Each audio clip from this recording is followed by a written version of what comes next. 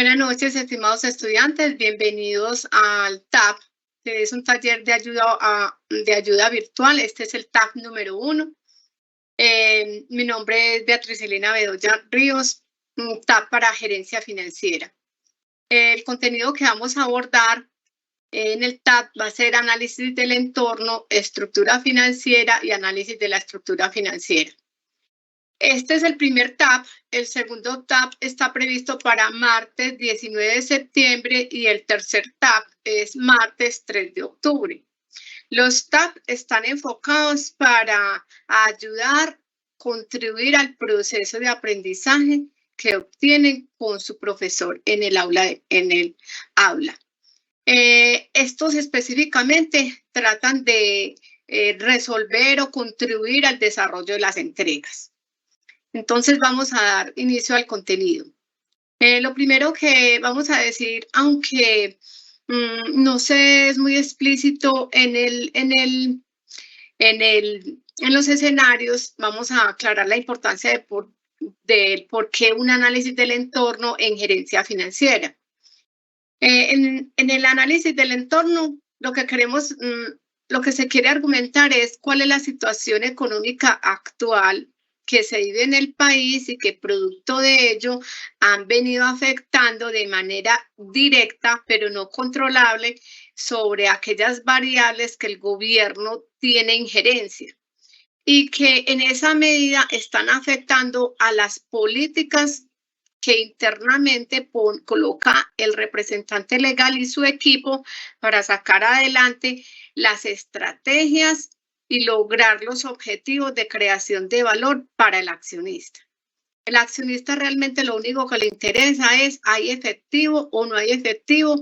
Porque yo estoy colocando unos recursos y esos recursos deben ser retribuidos a partir de dividendos o a partir de reparto de utilidades. Entonces, en ese orden de ideas, vamos a decir aquí que en el análisis del entorno, lo primerito que tenemos que manifestar es comprender la política fiscal. Yo no voy a explicar el desarrollo de la política fiscal, pero sí voy a explicar aquellas variables que desde las finanzas se deben tener en cuenta y que si no se tienen en cuenta van a afectar los resultados de la compañía. El primero de ellos es cuál es el seguimiento que se le va a hacer al déficit fiscal frente al Producto Interno Bruto. En la medida que, primero digamos que es déficit fiscal, es la diferencia entre el ingreso y los egresos que genera el Estado. Si esa resta es negativa, eso se denomina déficit fiscal. Y en la medida que ese déficit fiscal va creciendo y va creciendo, pues la manera como el Estado lo va a resolver tiene dos mecanismos importantes. Tiene varios para generar ingresos, pero desde los ingresos dice, o me voy por la parte tributaria y aumento impuestos, hago reformas tributarias, o busco deuda, me endeudo. También otra manera de venir a resolver este problema es decirle al banco emisor que emita billetes sin tener respaldo de la producción del Producto Interno Bruto. Entonces, como la variable impuestos es tan importante, desde las finanzas nos preguntaríamos entonces, ¿por qué? ¿En dónde nos compete el tema de impuestos? Entonces, el tema de impuestos por acá, yo traje el estado de resultados y vemos que los ingresos es producto de las ventas. El costo de ventas es lo que le cuesta la producción, si es una empresa de producción o si es una empresa de servicios, simplemente los gastos administrativos y los gastos de venta. Pero aquí haciéndonos referencia a una empresa que produce, entonces tenemos que los ingresos menos los costos me darían la utilidad bruta. Luego venimos cuánto nos cuesta a nosotros sostener ese proceso administrativo y toda la plantilla de ventas para lograr identificar las oportunidades de mercado y capturarlas a través de un incremento en ventas. A un CEO o a un representante legal le pagan porque crecen ventas, no porque crecen activos totales, ni porque disminuye los costos, ni porque le van a dar una bonificación porque el pasivo se disminuyó, no. Lo miran es cómo logró identificar las oportunidades en el mercado y cómo las materializó. Y esa materialización se evidencia en el crecimiento en ventas. Entonces, si las ventas crecen, las ventas están creciendo, es producto de que la gente tiene empleo, de que hay un buen desarrollo económico en el país, que enseguida lo vamos a ver en términos de producto de la política monetaria.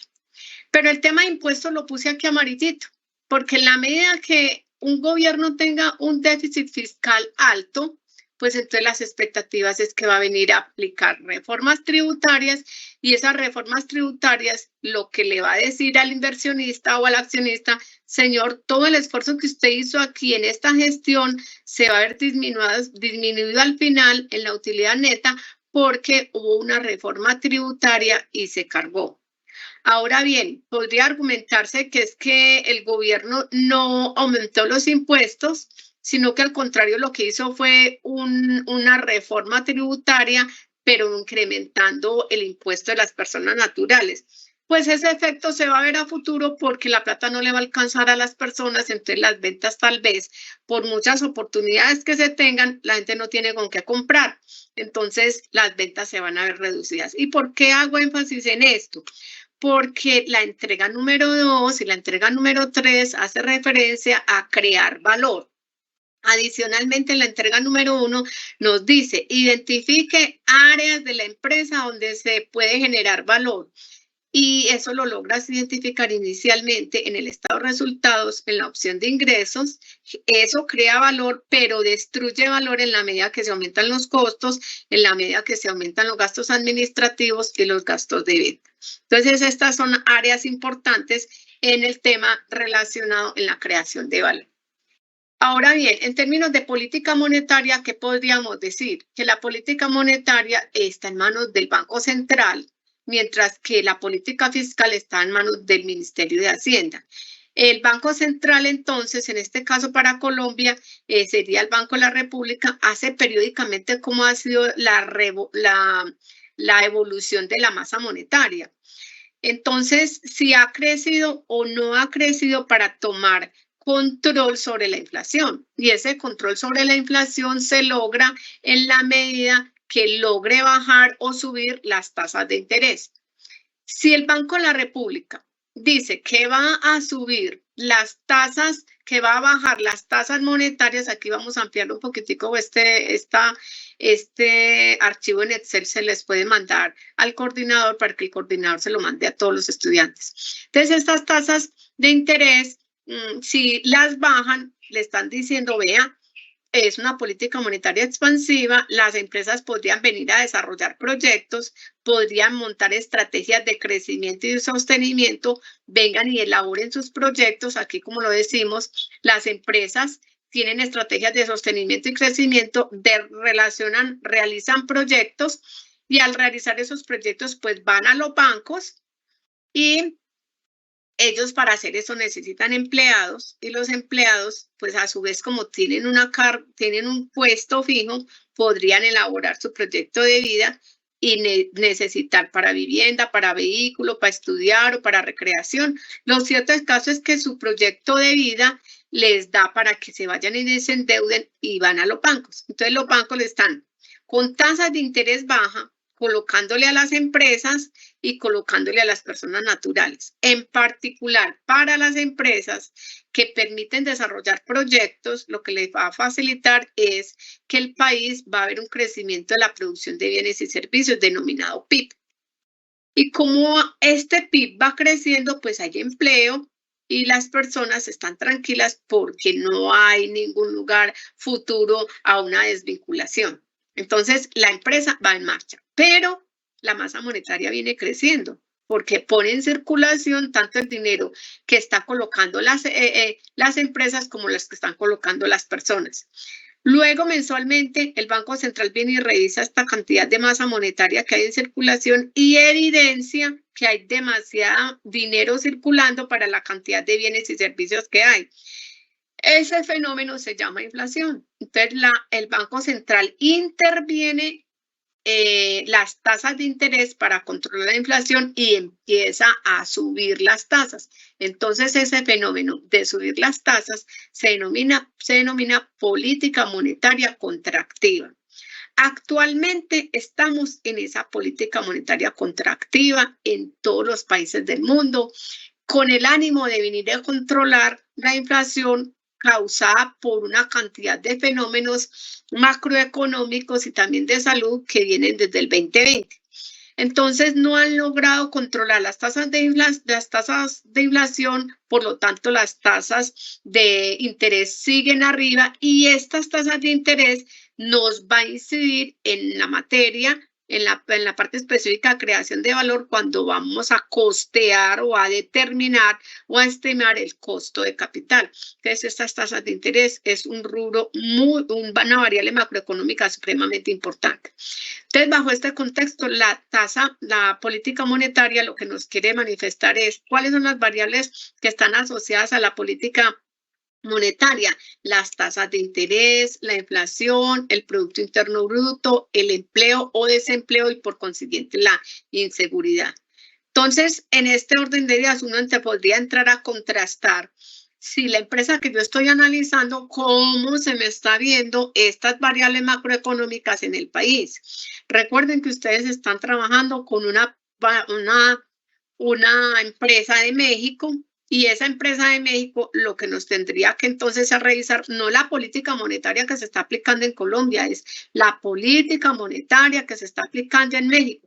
Cómo ha sido el incremento en las tasas de interés, cómo viene el comportamiento de la inflación, cómo viene el PIB, cómo viene el empleo. Entonces, una pregunta que podría decir la persona sería, bueno, ¿y entonces yo cómo me doy cuenta de eso? Entonces, podríamos utilizar la página, yo utilizo esto, otros utilizarán otras páginas como Datos Macro o finbis.com. A mí me gusta esta Trading Economics porque esta página me permite a mí hacer análisis de esas variables macroeconómicas que las voy a necesitar para determinar el costo de capital. Ahorita les digo en qué parte se hace referencia al costo de capital que tiene que ver con la asignatura. Entonces, aquí nos venimos a los indicadores y los indicadores, ustedes por donde los van a ver, es aquí, por ejemplo, las tasas de interés. Aquí nos vamos para América y usted en América puede venir aquí, baja y como estamos trabajando es con México, entonces usted va y le hace el análisis a cómo viene subiendo, mira cómo viene subiendo las tasas de interés en México que ya van en el 12%. Y desde cuándo las viene subiendo, entonces uno haría así el comportamiento un año o lo haría así a 5 años para que mire cómo ha sido el crecimiento.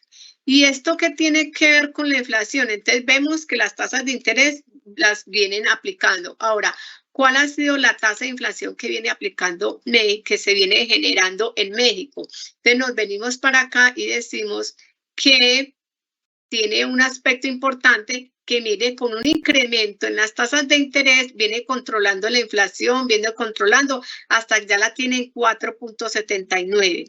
Otros países no tienen ese fenómeno de esa inflación. Si uno, por ejemplo, nos fuéramos a hacer el análisis comparativo y dijéramos que allá lo estamos mirando así, pero vamos en América y cojamos aquí solamente de carácter comparativo a Colombia para que pudiéramos hacer ese análisis y miramos que, por ejemplo, Colombia sí viene bajando también la tasa de inflación a partir de la intervención de las tasas de interés. Pero lo que uno concluye aquí es que deben existir otros fenómenos que no logran controlar la inflación a pesar de que las tasas de interés están altas. Miren, la inflación está todavía a julio del 2023 en 11.78, mientras que esa sería la inflación, mientras que las tasas de interés en Colombia, ponemos acá otra vez y vamos acá, Colombia, acá Colombia, mire que la inflación todavía no la logran controlar. Está ya llegando a los límites, mire, está entre el 14 y el 12% anual. O sea, no ha sido efectivo la estrategia de subir las tasas de interés. Si nos venimos entonces a este tema y decimos, controlan la inflación a partir de una política contractiva, no le ha surtido efecto.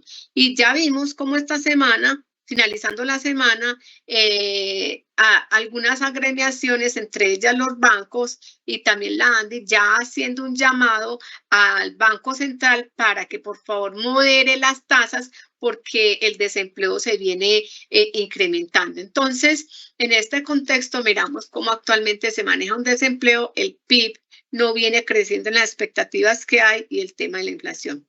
Ahora, las tasas de interés en el estado de resultados, ¿en dónde lo vamos a ver? Mira, las tasas de interés se van a ver en este fenómeno de gastos no operacionales. Entonces, si yo tengo un crédito como empresa y ese crédito está a tasa variable, entonces me está afectando los gastos financieros. Hasta el momento, entonces vamos a simplificar. La política monetaria, la política fiscal tiene que ver con el tema de impuestos. O sea, me castiga fuertemente la utilidad si hay reformas tributarias. En promedio, cada gobierno está haciendo entre 5 y 6 reformas tributarias y un gobierno dura 4 años. Entonces, el inversionista está pendiente de cómo va evolucionando el déficit fiscal porque existen unas presiones de la banca multilateral frente al déficit fiscal y que tiene que venir a cubrir ese déficit fiscal o con reformas o con temas de una reducción del gasto en este sentido. Y si nos vamos por la política monetaria, pues la política monetaria está inmersa aquí en los gastos no operacionales que si tienen tasas, créditos con tasas variables, este rubro va a cambiar.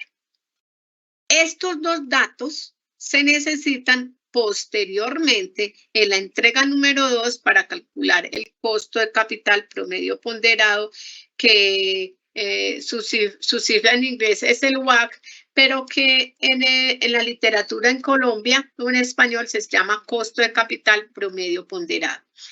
Necesitamos cómo va el tema impositivo y cómo va el tema de las tasas de impuestos. Recuerden que no es Colombia, es Estados Unidos, es México, porque ustedes están trabajando con empresa de México. Esa fue la empresa que nos asignaron por parte de la coordinación. Ahora bien, ¿qué va a pasar entonces con la política cambiaria? Entonces, la política cambiaria tiene como, ¿quién controla la política cambiaria? El Banco Central. ¿Y cuál es la característica o para qué la política monetaria? Pues ella lo que pretende es dar estabilidad financiera en el sistema de pagos. Los flujos de capital que se dan del país con el resto del mundo están controladas por la política cambiaria.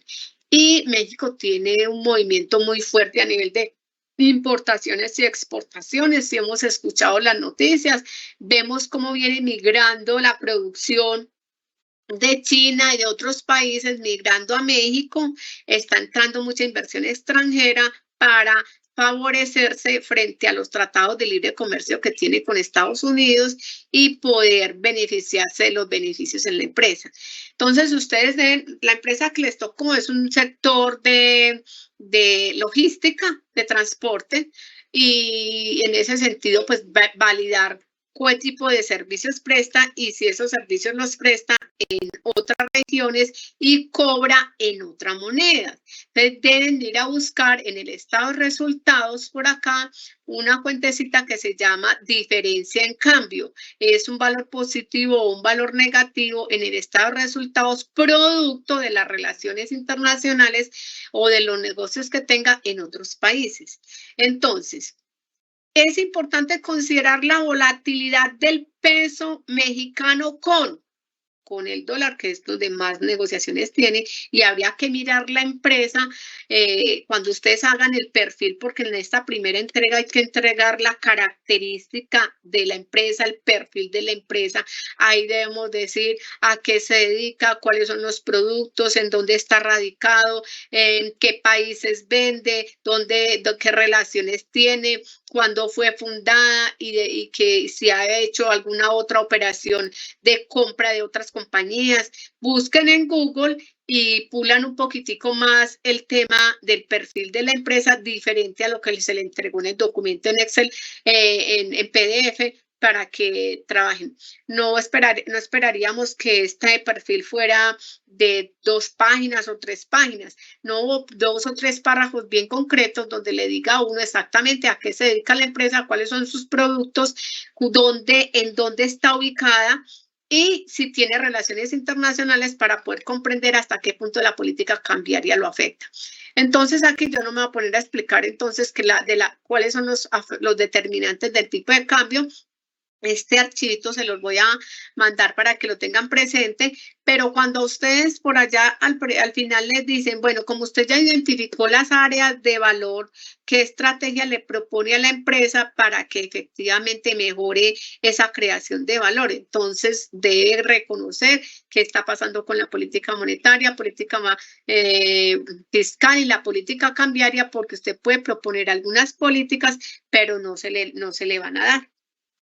Bueno, entonces retomamos, aquí tenemos, ese era el análisis del entorno. No se puede hacer un análisis de una empresa si yo no comprendo en qué contexto macroeconómico se ubica, porque yo la estaría analizando en una burbuja y esa burbuja, la empresa no está en esa burbuja que no la permea nadie. Todo mundo tiene demasiadas variables externas que la compañía no las controla y que es importante comprender en qué medida le van a afectar. Entonces vamos a hablar ya sobre la estructura financiera.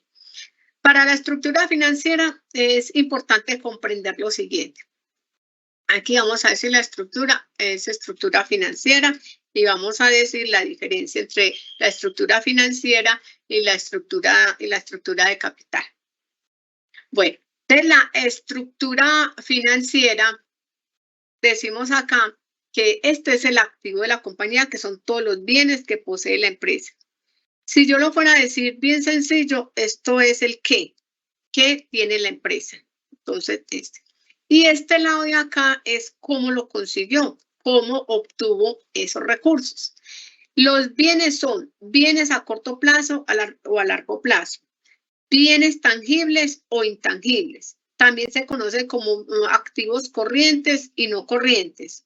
Eso para que lo tengan presente, porque ya me han escrito sobre la denominación, profe, aquí dice una cosa, aquí dice otra. Entonces vamos a hacer un análisis de algunos activos financieros, algunos estados financieros internacionales para que lo comprendamos. Entonces, estos activos fueron obtenidos gracias a este amarillito que se llama pasivos o acreedores y a este azulito claro que se llama patrimonio, que es la parte de los accionistas. La relación matemática que existe entre pasivo y patrimonio es lo que se conoce como estructura financiera. Y para uno poder determinar la capacidad de una empresa, crear valor, no solo vamos a darnos cuenta a través de esta capacidad de desempeño de comprar, vender, poner personal administrativo, personal de ventas, sino que también es como tiene su estructura la empresa. ¿Quiénes están colocando los recursos? Acreedores o accionistas. El amarillito y el azulito se llama estructura financiera. Pero si yo quisiera hacer el análisis solamente del patrimonio, eso se denomina estructura de capital, análisis de la estructura de capital. En este módulo solo nos interesa hacer el análisis de la estructura financiera. Queremos saber qué tanto están aportando el pasivo y qué tanto está aportando los accionistas. El pasivo más importante aquí es la deuda financiera, deuda que se tiene con bancos, tanto a corto plazo como a largo plazo. Y en el patrimonio, pues la cuenta también más importante es la cuenta de capital y le siguen después la cuenta de utilidades del ejercicio y utilidades retenidas. En general, uno analiza la cuenta de patrimonio global. Entonces, ¿qué pasa cuando vamos a ver costo de capital? Estos pasivos cuestan y este patrimonio también cuesta. Los bancos no nos van a prestar la plata gratis, ellos van a cobrar una tasa de interés, pero ellos se cubren ¿Por qué se cubren? Pues porque exigen una garantía. Venga, deme una hipoteca o deme una prenda. Ya hoy en día son hipotecas o deme un aval. Entonces existen empresas que dan estos avales y hay que pagar por esos avales. Entonces los bancos entregan dinero sí, solo si tienen un respaldo para recuperar el dinero. Ese respaldo que exigen los bancos da como consecuencia que como tiene esa seguridad de que va a recuperar su dinero, pues la tasa de interés es más bajita que la que colocarían los accionistas. Los accionistas no tienen ningún respaldo. Si perdió la empresa la plata, el accionista es el que responde con sus recursos. Entonces, como no hay ningún recurso que le garantice al accionista que el negocio le va a ir bien y que siempre va a generar utilidades, él está exponiendo el 100% de su patrimonio. En ese orden de ideas, la tasa es más alta. Entonces, si lo que quiero decir aquí que esta estructura de capital, aquí tenemos una tasa de interés y aquí tenemos otra tasa de interés, la más alta es la de los accionistas, porque asumen el 100% del riesgo. Nadie les está dando un aval de que siempre van a tener utilidades, de que el negocio en que se van a meter siempre va a ser exitoso. El nombre lo indica, negocio, puede tener una utilidad o una pérdida. ¿Quién lo está asumiendo? El patrimonio, los accionistas. Ese riesgo tan alto que están exhibiendo que están asumiendo los accionistas, hacen que su tasa de interés sea muy alta. Entonces, si uno quisiera desde las finanzas evaluar cómo va a obtener la empresa los recursos adicionales para un proyecto, lo primerito es vaya a busque vía deuda porque los accionistas no van a colocar dinero. Entonces, en la entrega número 3, en la entrega número 1 nos dicen que hagamos el análisis de la estructura financiera de una empresa y que le hagamos el análisis del endeudamiento, que le hagamos la relación de pasivo-patrimonio, la relación del pasivo corto plazo y largo plazo, el endeudamiento financiero y aquí el endeudamiento de largo plazo. Entonces, ¿yo qué hice? Me fui para la empresa Coca-Cola Company y saqué los daticos.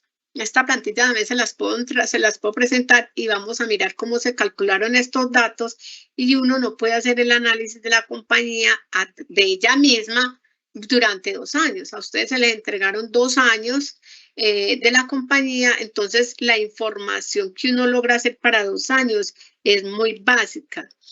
Hay que leer no solamente este reporte, sino el reporte del año pasado para poder comprender. Igual, ese es el material que tenemos, pero una manera de mejorar esta información, no solamente desde el punto de vista académico, sino que usted lo logre también a través de su formación profesional y en su cargo, es número impar para analizar.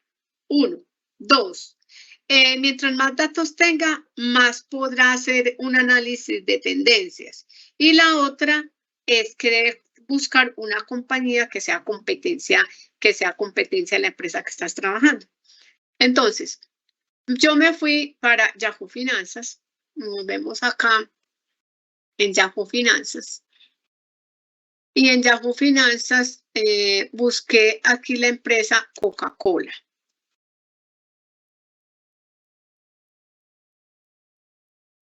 Coca-Cola Company, ¿cierto? Bueno, si no ha manejado pronto esta paginita, ahí la vamos presentando, se llama Yahoo Finanzas, me gusta mucho, es una información que es de carácter gratuita, no hay que pagar. Si usted quisiera trabajar y mirar la información del movimiento a nivel internacional, pues entonces podría entrarse a otras páginas donde quiere mirar un récord más avanzado, pues hay que pagar. Pero al menos esta nos da una información muy resumida y es interesante desde el punto de vista académico. Si usted quisiera tomar decisiones a través de Yahoo Finanzas para operar en el mercado bursátil, tiene un retraso de unos minuticos y de pronto no le permitiría tomar decisiones acertadas. Entonces, cuando le damos Yahoo Finanzas y le damos Coca-Cola Company, entonces aquí yo quiero mirar 2 cositas. Una, que miremos el perfil. Más o menos como este es el perfil que se está pidiendo, que le digan aquí que es una Coca-Cola de bebidas, que la manufactura y mercadea varios productos no alcohólicos, que esta compañía provee bebidas, que provee agua, que sport, que café, que mire que hay muy clarito los productos que dice. Y también te va a decir acá que esta compañía, bueno, vende estos productos, tiene estas marcas y por aquí más adelante te va diciendo en dónde está ubicada. Entonces, mira, está ubicada en esta parte y también le va a decir que es una empresa multinacional que opera, que distribuye a nivel del mundo y en qué fecha fue fundada. Mira, fue en 1886. Muy importante la fecha en que fue fundada porque nos va a ayudar a pulir mucho el cálculo del costo de capital. Esta es una información que más o menos cubre un párrafo. Nosotros, pues, al menos en la descripción, que es el primer ítem de la entrega, que usted le quede a uno claro. Los productos, los países donde está ubicado y también la fecha en que esté fundada. Mira que, por ejemplo, aquí te dice a qué sector pertenece, cuál es la industria y número de empleados que tiene Coca-Cola, y no nos interesa saber cuál es la junta directiva para el caso que nos ocupa, que desde el punto de vista académico, pero bueno, aquí te lo dice. Entonces, la opción de perfil. Vámonos para los financieros. En la opción de los financieros, nos vamos a ubicar en el balance general. ¿Y por qué nos vamos a ubicar en el balance general y no en los estados de ingresos y en el flujo de caja? Porque nos están diciendo que analice la estructura financiera. Y la estructura financiera es en el balance general, en la sección de pasivo y patrimonio. Vamos a enumerar primero todos los indicadores y todas las variables que vamos a necesitar. Nivel de endeudamiento, este indicador pasivo total dividido activo total. ¿Qué indica este ratio o esta métrica? Indica qué porcentaje del activo total está siendo financiado por el pasivo total. Ahora, la relación pasivo-patrimonio. Esta es un indicador de solvencia. Le dice el patrimonio que tan comprometido está frente al pasivo. Si esto le da 1, significa que están colocando en igual proporción tanto el pasivo como el patrimonio. Si le da menor que 1, lo que significa es que está aportando más el patrimonio o los accionistas que los acreedores o el pasivo. Si este indicador le da mayor a 1, significa que está muy endeudada la empresa frente al aporte del patrimonio. O sea, es más el recurso que están poniendo los terceros que los accionistas. Relación del pasivo a corto plazo y largo plazo. Aquí lo que le está diciendo este indicador, qué parte es del corto plazo y qué parte es del largo plazo. Entonces, aquí están diciendo es el 42%, bueno, aquí vamos a interpretar, es la relación matemática entre lo corto plazo y largo plazo, o debe más a corto plazo o a largo plazo. Esa es la relación que se quiere identificar. Y el endeudamiento financiero es deuda con bancos. La sumatoria de la deuda a corto plazo más la sumatoria de la deuda a largo plazo, dividido el pasivo total. ¿Cuál es el objetivo de esta métrica? Es medir qué participación tiene la deuda de bancos con relación a la deuda total, porque en caso de incumplimiento, pues los bancos se podrán dar el lujo de frenar la operación de la empresa porque yo lo incumplí con el pago. Entonces, no es que la deuda con bancos sea mala, la deuda con bancos disciplina al financiero, disciplina al CEO, en la medida que sabe que debe de ir a vender lo suficiente para, si nos venimos aquí para el estado de resultados, este CEO debe decir aquí lo siguiente, vean, vamos a ponerlo acá. Este CEO debe decir, señor, esta plática que usted está vendiendo, debe cubrir costos. Y esta sí la voy a poner de color rojo. Debe cubrir los costos. Acá, rojo. Con esa plata debe cubrir los gastos administrativos. Debe cubrir los gastos de venta. Debe cubrir el tema del endeudamiento. Y debe cubrir el impuesto. De tal suerte, entonces, que si los gastos financieros se han incrementado, este señor tiene que venir a hacer un mayor esfuerzo en la parte comercial y exigirle a la parte comercial que venda más para que cubra todo esto y este último valor sea positivo, porque al accionista lo que le interesa es que aquí quede plata, verde. En términos de creación de valor, estoy diciendo lo siguiente. La única manera que entra efectivo en la empresa es por ventas. De resto son puras salidas de dinero. A menos que tenga inversiones temporales o inversiones permanentes en otras compañías que le generen unos ingresos suficientes, por ejemplo, que logre cubrir los gastos operativos. Ese sería un aspecto importante.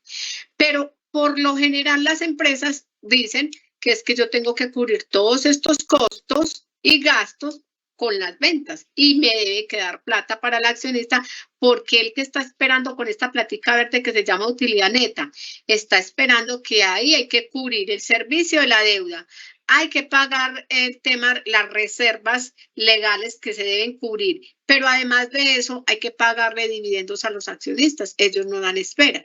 Entonces, si esta utilidad neta cae, pues le van a caer a este señor de los ingresos que se llama CEO, que responde por el direccionamiento de la empresa para que las ventas sean más altas.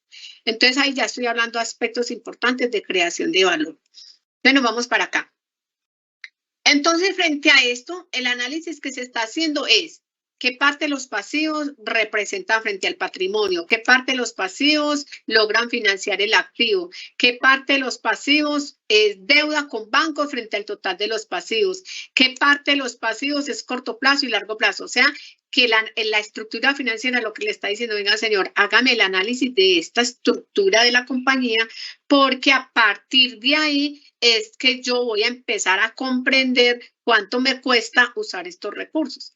Y aquí yo le voy a poner esta tasa de interés. ¿Por qué voy a ponerle una tasa de interés? Porque todos, tanto pasivo como patrimonio, me cuestan. Y el financiero debe saber cuánto le cuesta. O busco recursos con pasivos o busco recursos vía patrimonio. Pero lo que sí queda claro es que me cuesta. Entonces, ¿cuál me cuesta menos? Es el ejercicio. Ya vimos por qué los amarillitos cuestan menos que los azulitos por el tema de riesgo. Asume el 100% el riesgo los accionistas. Entonces, bueno, como ya dijimos estos 5 indicadores, entonces yo me fui para Coca-Cola y estos indicadores los empecé a sacar aquí para hacerlo más fácil. Vean, pasivo corto plazo, por aquí me pedían pasivo corto plazo. Pasivo largo plazo, por aquí me pedían pasivo largo plazo. Voy poniendo los amarillitos para aquí de color amarillito clarito para que veamos que lo estoy diciendo. Aquí me decía que, vea, la cuenta pasivo total. Aquí cogí y busqué la cuenta de pasivo total. Patrimonio, me están pidiendo aquí patrimonio. Entonces ven y busco la cuenta de patrimonio, todas en el balance general. Deuda financiera corriente es la deuda que se tiene con los bancos. ¿En dónde voy a necesitar esta deuda corriente y no corriente? Cuando te preguntan por el total de la deuda financiera. ¿Dónde está el total de la deuda financiera? En este indicador. Deuda financiera total. Ahí no le están diciendo ni corto plazo ni largo plazo, total. Entonces me toca venir a buscar la que es corto plazo, largo plazo y sumar las dos porque me están pidiendo esta. Y luego activo total, que por aquí me están preguntando por la cuenta activo total y aquí también activo total. En conclusión, usted va y busca todas estas cuentas, todos estos datos en los estados financieros. Entonces yo me fui para Coca-Cola y les voy a mostrar, porque también a veces genera dificultad yo cómo encontrar esos datos en mi balance. Ustedes vean acá, yo abrí este temita relacionado y me dice, entonces vengo acá y dice, pasivo corto plazo.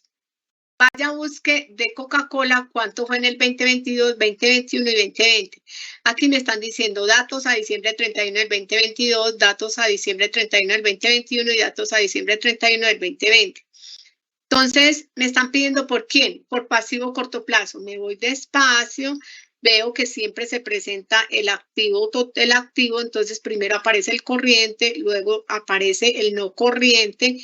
Finalmente, aquí ya me aparece la sección de pasivo y patrimonio y me dice, vea, pasivo corriente total, 19, 19, 9, 50 y 14. Mírenlo aquí, 19, 19, 9, 50 y 14. Entonces lo voy a poner amarillito para saber que ya lo traje acá. Pasivo largo plazo no corriente, voy a buscarlo. el pasivo largo plazo no corriente. Mírelo acá, 47, 49 y 51. Entonces, 47, 49 y 51. Con esta tablita, digito los datos aquí. Ya cuando tenga los datos aquí, voy y hago los cálculos financieros. El pasivo total. Entonces, ¿cuánto fue el pasivo total? 66, 69 y 66. Mírelo acá.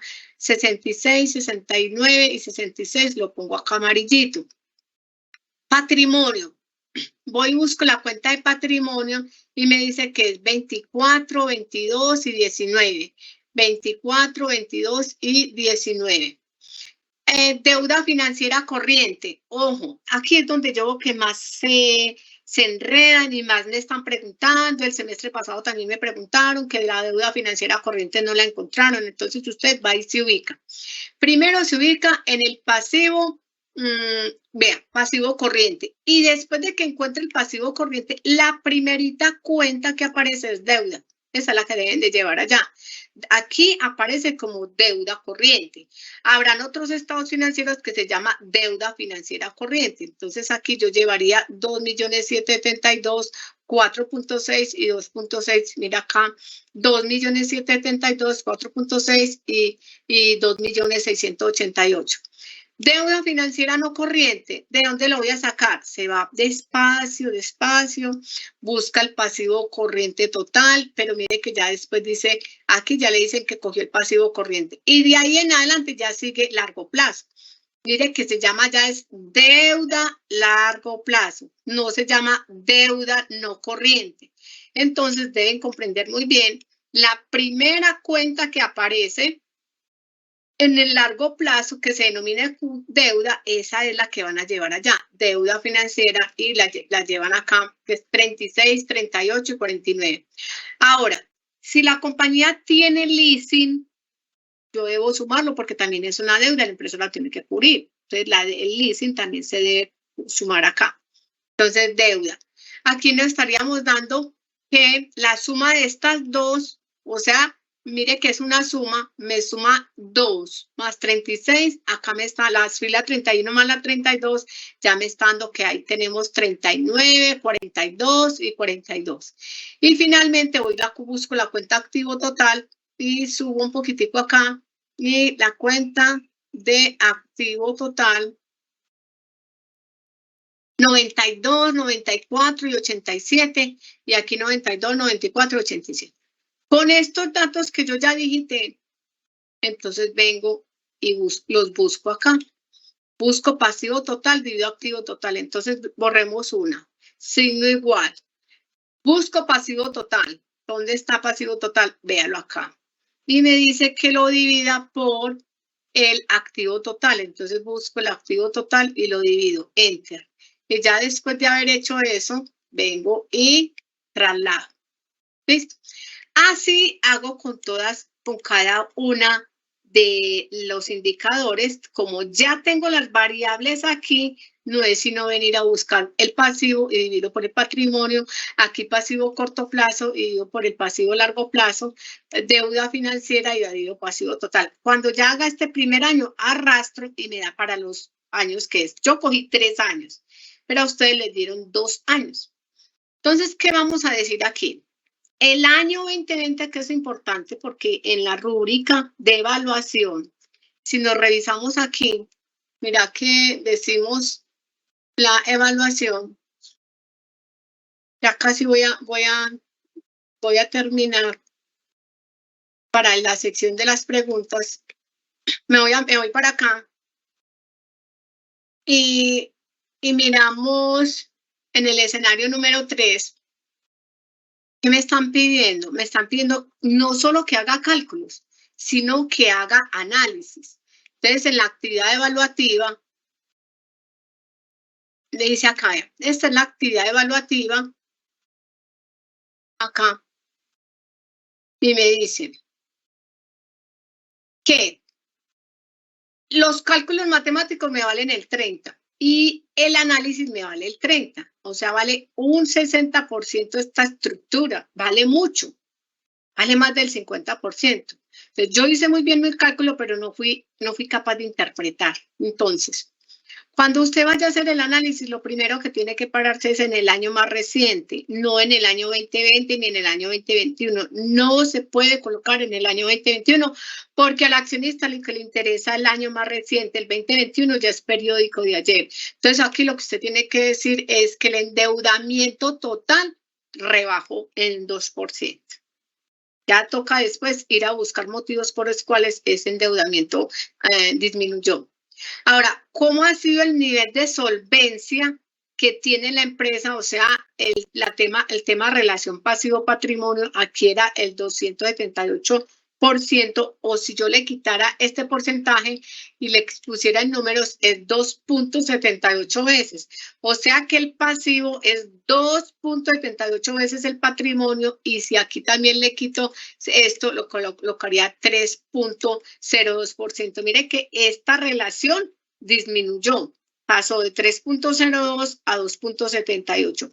Uno podría decir que esa situación es muy buena porque el endeudamiento disminuye, pero iría en contravía en lo que acabo de decir aquí, puesto que acabo de decir que los recursos más baratos son los del pasivo, puesto que el accionista coloca un recurso más costoso porque asume todo el riesgo. Si bien es cierto aquí ha disminuido el endeudamiento, habría que mirar también el impacto en el costo de capital, que es en la próxima entrega, qué implicaciones tendría eso. Esto es para Coca-Cola, no es para la empresa que ustedes están haciendo. Yo estoy aquí explicando Coca-Cola. Entonces, el tema es que bajó el nivel de endeudamiento. Ahora, en una época de crisis, lo ideal es que una empresa no esté muy endeudada porque ante una disminución de las ventas no va a tener por qué cubrir la deuda. Entonces, alguien podría decir, pero eso fue bueno porque las ventas han venido disminuyendo. Entonces, vamos a ver si esto es verdad. Si las ventas han venido disminuyendo, entonces me voy acá y le digo estado de resultados y debo el análisis y mire que no, las ventas estaban en 33, luego subieron a 38 y luego subieron a 43. O sea que Coca-Cola, a pesar de haber pasado un problema de pandemia y la crisis económica en la cual se ha logrado sostener y crecer, le toca entonces a uno ir a leer el annual report o el reporte similar al que ustedes les entregaron, por qué crece sabiendo que hay una situación económica compleja. ¿A qué sector pertenece Coca-Cola? Entonces, Coca-Cola pertenece al consumo defensivo, que independientemente que haya o no crisis, siempre la gente va a consumir eso. Entonces, uno también tiene que entender a qué consumo hay. Uno de los segmentos que más se ve afectada cuando hay crisis económica es el tema del transporte. Porque si el Producto Interno Bruto cae, ¿qué van a transportar si no hay Producto Interno Bruto? Si la gente no tiene empleo, pues entonces tampoco van a hacer pedidos. Entonces ustedes deben hacer un análisis sobre el crecimiento de los ingresos frente al tema macroeconómico que está viviendo México. Entonces acá análisis de corto plazo y pasivo, aquí lo que me está queriendo decir es que la porción de la deuda del corto plazo frente al largo plazo representa el 42%, antes era el 40%, en el 2020 era el 28%, en el 2021 es el 40% y en el 2022 es el 42%. Por lo tanto, yo acabo de decir que uno se ubica en el 2022 y compara con el periodo anterior. Entonces, lo que podemos decir aquí es que la compañía ha venido aumentando su deuda en el corto plazo frente a la deuda del corto plazo en el periodo inmediatamente anterior. Ahora, ¿con cuánto participa la deuda de la entidad financiera frente al pasivo total? Aquí está representando el 58%, pero antes representaba el 62%. Esto lo que significa es que la empresa ha venido haciendo abonos con los créditos que tiene la entidad financiera y no ha obtenido nuevos créditos. ¿Por qué? Hay que ir a leer qué es lo que está pasando, que ya está pagando. Por lo menos está generando ingresos para poder pagar esa. ¿Cómo vimos? Porque aumenta las ventas. Y aquí los recursos de largo plazo son los que principalmente están financiando los activos totales. Y estos recursos de largo plazo vienen disminuyendo su participación frente al periodo anterior. Entonces me vengo para acá y miro, y yo acá me traje una empresa de Coca-Cola, Pepsi-Cola y Coca-Cola, que es con las que uno siempre compara. Yo no me puedo analizar yo misma, que yo voy muy bien, que esto es un genial. Entonces la empresa ha venido, aquí qué es lo que logré comprobar, que viene pagando deudas, que el endeudamiento de corto plazo se viene disminuyendo, que viene adicionalmente la relación de pasivo-patrimonio de solvencia se le ha mejorado, puesto que el patrimonio representa un poquito, ha venido obteniendo mayor participación que el total de las ventas. Ahora, ¿cómo empiezo yo a comparar? Bueno, el símil o el panel con quien yo me debo comparar es una empresa similar para saber si yo voy con un comportamiento parecido a la industria o estoy por debajo. Yo no puedo decir que voy muy bien si yo no me estoy comparando. Entonces, en los análisis utilizan muchos juicios de valor y dicen, la empresa va muy bien, pero ¿por qué va muy bien? Solo con 2 años que dijo va muy bien y pasó una época del 2020 que es un año subgeneris, que a nivel académico y a nivel macroeconómico el 2020 dañó todos los pronósticos y cálculos históricos de una empresa por lo que pasó. Entonces uno no podría hacer análisis de tendencias porque el 2020 es un punto outlier, fuera de lo normal y dañó cualquier tendencia. Entonces a mí me tocaría solamente coger estos 2 años, pero solo con 2 años la empresa va muy bien, no va muy bien si yo me comparé con ella. Entonces, por ejemplo, aquí yo podría decir, mientras Coca-Cola tiene un endeudamiento del 72%, Pepsi tiene un 81%. O sea, digamos que por deuda está mejor Coca-Cola, pero vamos a ver el costo de capital, ¿cuál sería mejor? Uno podría pensar que el costo de capital de Pepsi-Cola nos va a dar más bajito, puesto que está ocupando más recursos de la deuda. Aquí lo que nos está diciendo es demasiada la participación de la deuda frente al total del patrimonio.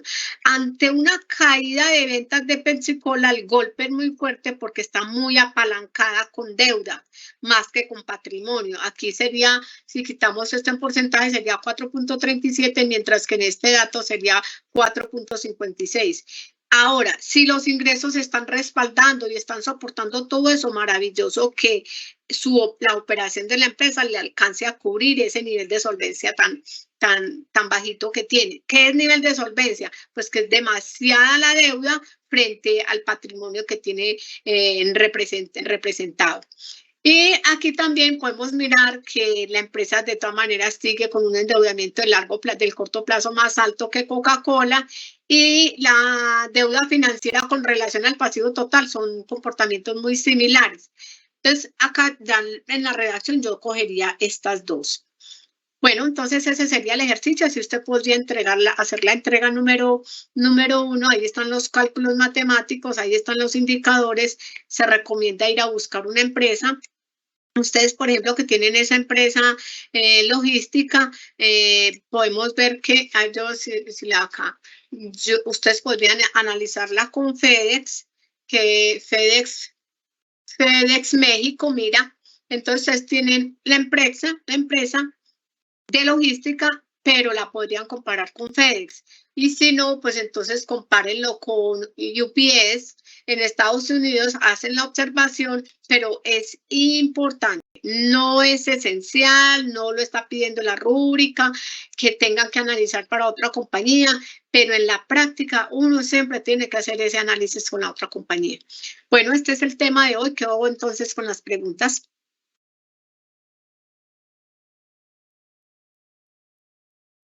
Quedo con las preguntas. Vamos a mirar acá. Informe el RIN y efectos. Profe, ¿por dónde es que veo las preguntas? Ah, sí, preguntas y respuestas. Quedamos entonces, muchachos, con las preguntas. Vamos a ver. Pueden utilizar la página. Listo, buenas noches. Tengo una compañera en espera. El enlace de llegar. Podría... Mira las que están publicadas, ahí ya las otras dos las contesto. Las publicadas solamente hay 3. Profe, buenas noches. Quiero preguntarle si la idea final o principal del trabajo es ver cómo está la empresa mexicana y ver qué cosas necesita mejorar para ver si es apta a invertir en ella o no. Vean. Lo que realmente vamos a analizar es si crea valor. Esa es la razón de ser de esta asignatura. Si crea valor y qué hay que hacer para mejorar o crear el valor. Por ahora, lo que hay, el ítem número 4 de la entrega dice, identifique áreas donde la empresa crea valor, solo enúncielas. Puede entonces enunciar áreas el área comercial crea valor y diga por qué, genera ingresos, el área de costos, el área de producción, el área de la parte comercial o el área de gastos administrativos. Entonces, en el escenario número 4, la lectura fundamental del escenario número 4 habla sobre cómo se crea valor y empiezan a decir características de la compañía, de las compañías que crean valor y también hablan sobre cómo identificar en determinadas áreas si crea o no. Si usted ve que hay expectativas de bajar los costos de un periodo a otro periodo y lo analiza en el estado de resultados, puede decir que ahí la empresa creó valor o destruyó valor porque antes al contrario se le aumentaron. Bueno, entonces no es para invertir, sino para decir crea o no crea valor, porque al final, en la última entrega, debes proponer estrategias para crear el valor. La segunda pregunta, estoy buscando a los siguientes compañeros. No sé. Otra pregunta, si un inversor al tener datos que hay deuda, ¿con cuánto o hasta cuánto porcentaje de deuda puede alguien invertir? ¿O es mejor hacerlo si hay números positivos? La pregunta me parece un poco confusa, pero voy a tratar de comprender. O si usted es inversión, si usted es el CEO de la empresa, usted va a buscar siempre recursos vía deuda. El accionista está allá y dice, yo coloco más recursos, pero me tienen que pagar dividendos. Entonces la responsabilidad cae sobre el CEO, que tiene que ir a vender más, controlar el costo y controlar el gasto para responder por una utilidad que le está esperando. Entonces, ¿qué porcentaje sería lo ideal en una empresa que esté endeudada? Por ahí hay un tema que se llama el trade-off, que es un tema un poco más avanzado que se ve en la maestría, donde dice cuál es la relación óptima de deuda que debe tener una empresa según, y empiezan a hacer un montón de análisis según la rentabilidad, según las expectativas de rentabilidad de los accionistas, según las tasas de interés, según el costo, y empiezan a hacer la relación óptima de deuda. Por ahora, uno lo que podría hacer es mirar, comparar.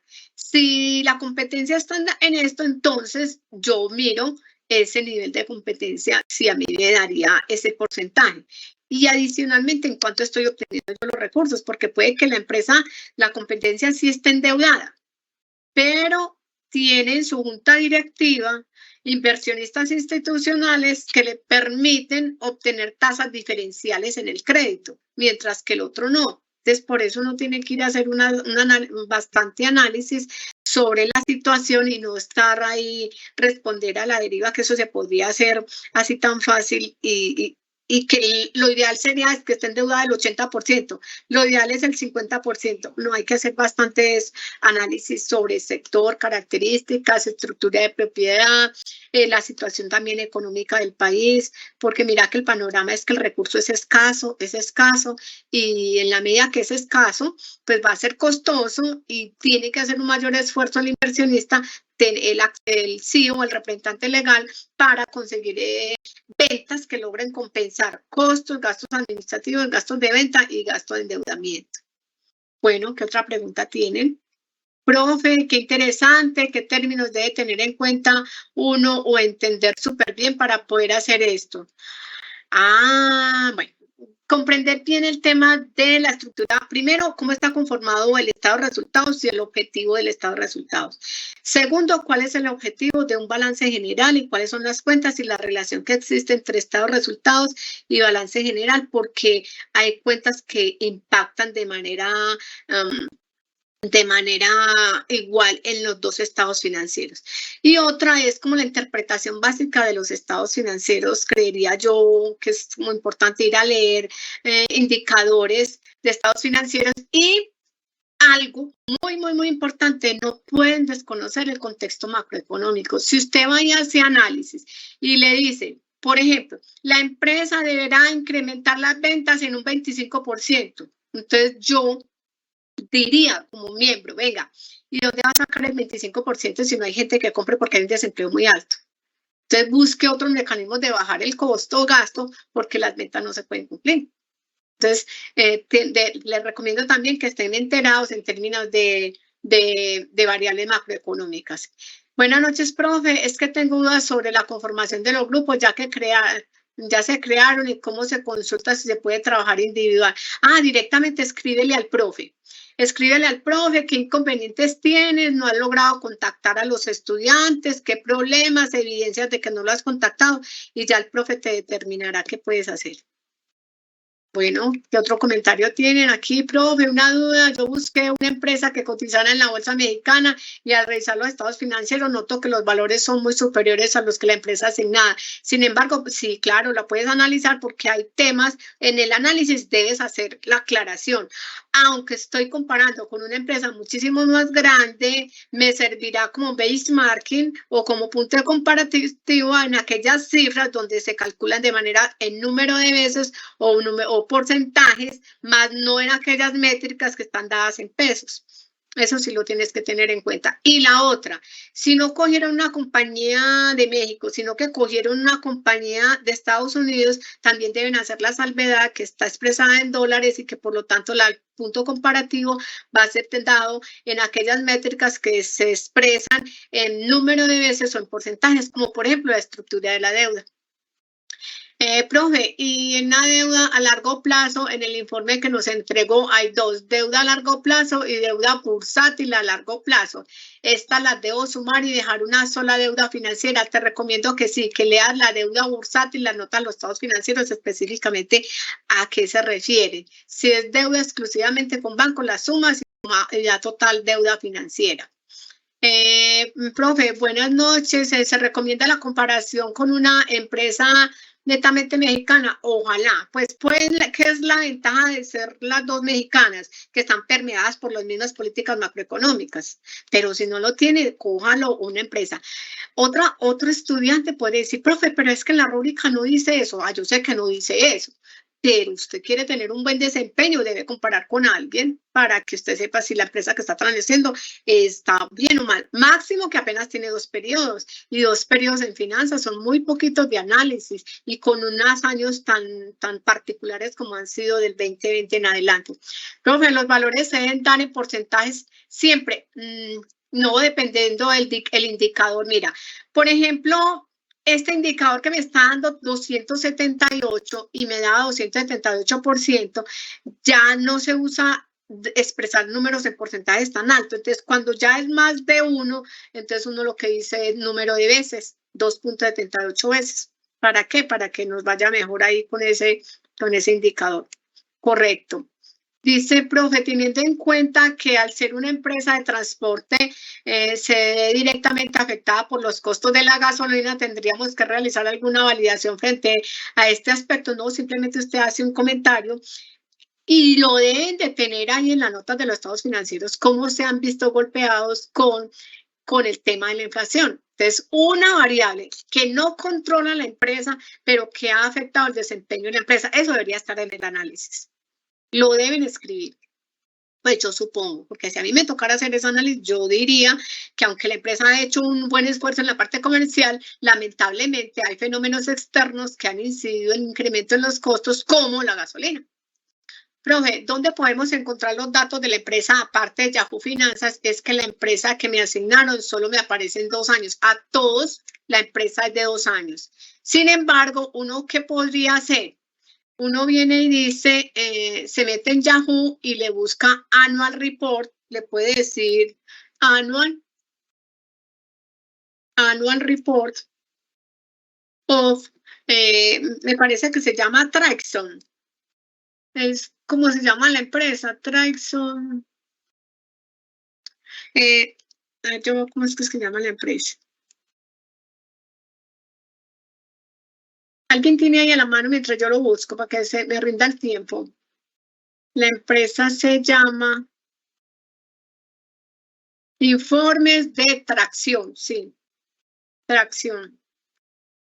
Entonces, extracción. Vamos a ver, le dice extracción. A veces uno lo saca así, Annual Report, Traction. y Traction Global Version acá, Traction.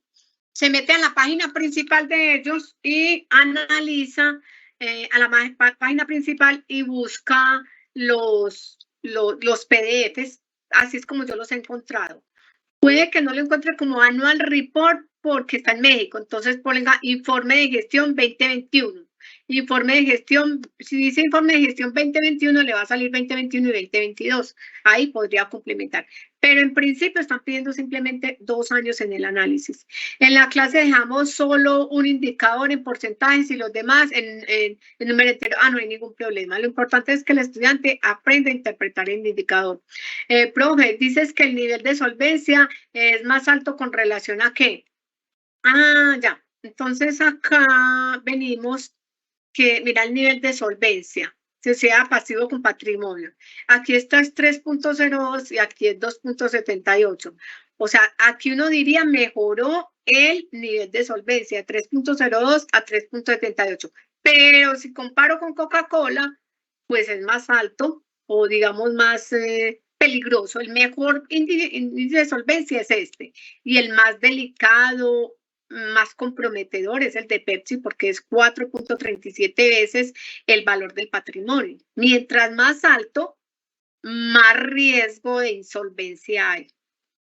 Bueno, profe, es que es claro que es una suma de importancia realizar el análisis de la estructura financiera, pero sí es posible encontrar información en donde se dé a conocer las condiciones bajo las cuales se han presentado las variables, como por ejemplo, por qué se ha incrementado o disminuido los créditos en bancos. Eso lo puedes encontrar en las notas, en los estados financieros que se te mandaron. Si no los encuentras, uno no puede especular. Uno lo que debe decir es, las notas a los estados financieros no precisa el por qué se disminuyó, pero sí se evidencia que se disminuyeron o qué están haciendo, de dónde salió el recurso.